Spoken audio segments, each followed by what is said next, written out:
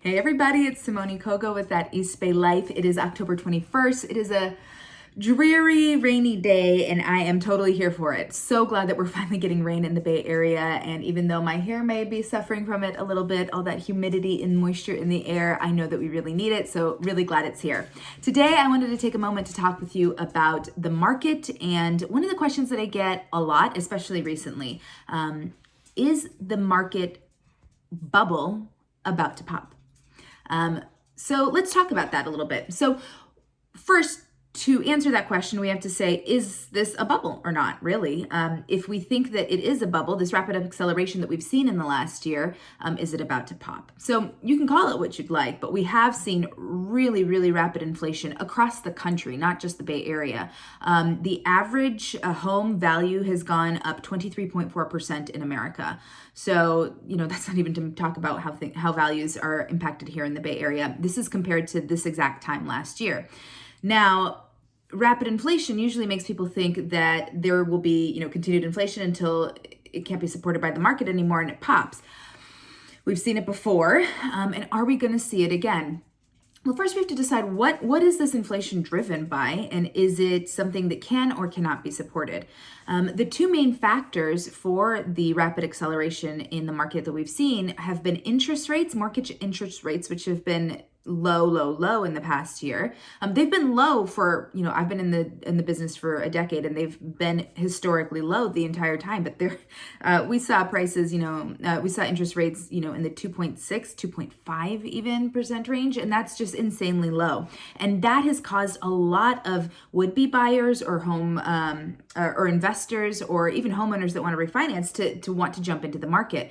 So we've got increased buyer demand. We've got increased money availability, right? Because if you have to pay less of a loan, you can afford more. So there's more money in the market to be had.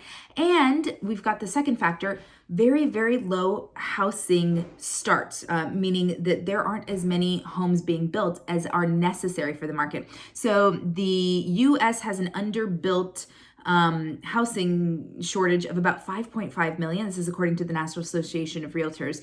And if you compare that to like the 2008 housing crisis, when we actually had an oversupply of houses, we're not in a similar position to that bubble, right? Our mortgage interest rates aren't crazy high or in adjustable periods, right? Back then we had a lot more adjustable rate mortgages, and a lot of people had their rates adjust right as the market was starting to switch, and we're in terrible predicaments. That's not really the situation now. We've got 30-year fixed mortgages under 3% or 3.25% these days, and so people have a lot of access to money, and there just aren't that many homes.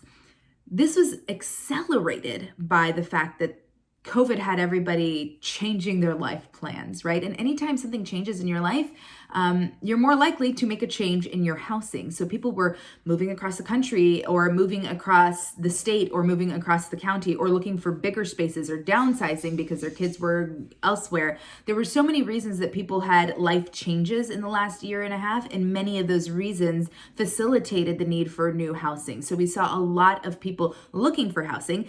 On the other side of that, we had a lot of people that were very nervous to move from their existing situations, and those that were planning on putting their homes on the market that did not feel comfortable doing that for whatever reason related to COVID. So we had a lot of aggressive buyers and a diminished supply, combined with the fact that there just aren't enough homes being built in general, and we ended up seeing this rapid acceleration.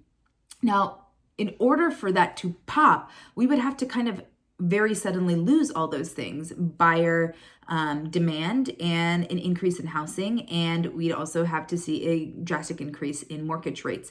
Now, mortgage rates are anticipated to rise over the next year, and in 2022, we probably aren't going to see the same numbers that we saw this year, but they're not going to be jumping from 3% to 7%. They're probably going to be gradually going up 1.25% over time, and maybe we'll be back at the 4.5% that we were, 5-6 years ago. But that's not really enough of a drastic rise in interest rates to facilitate a mass exodus from the buyer market. What that's probably going to do is just slow things down, right? It's instead of people massively exiting the buyer side of the market, they're probably going to be a little more cautious with how they spend their dollars. And so we're probably not going to see a collapse in the market or a popping of the bubble, but we're going to see a softening of it. And we have started to see a little bit of that this year. Certainly one of the analogies that I think makes the most sense is if you were driving down the freeway and you were going 80 miles an hour, right? You're going 80, you're cruising along, you're really excited, and then there's a bit of a traffic jam up ahead, and you have to check your brakes a little bit, you've got to slow down, you're going 65, 60, 55, 50. It feels like you're grinding to a halt, but you're not. You're still going 50 miles per hour. You were going 80, but now you're going 50. That's still a good clip, right? Certainly if you had been in standstill traffic, right? If you had been in nonstop traffic, bumper to bumper, and you were going 5 miles an hour if you were lucky, and then you get to accelerate to go up to 50, it feels like you're speeding along. Things are all relative, and certainly we had massive growth in the last year, and we may not see that continued level of growth, but we're not crashing. We're not going from 80 to 0. We're probably going to be going from 80 to 60 or maybe 50, which is still a really good pace. We're still getting things done. The market is still healthy, but it's not as exuberant and as crazy, but it's all really relative. Keeping at a good pace. And that's my prediction for 2022 and what I think is really happening in our market right now. We've seen crazy growth. We've been going really fast and we're slowing down.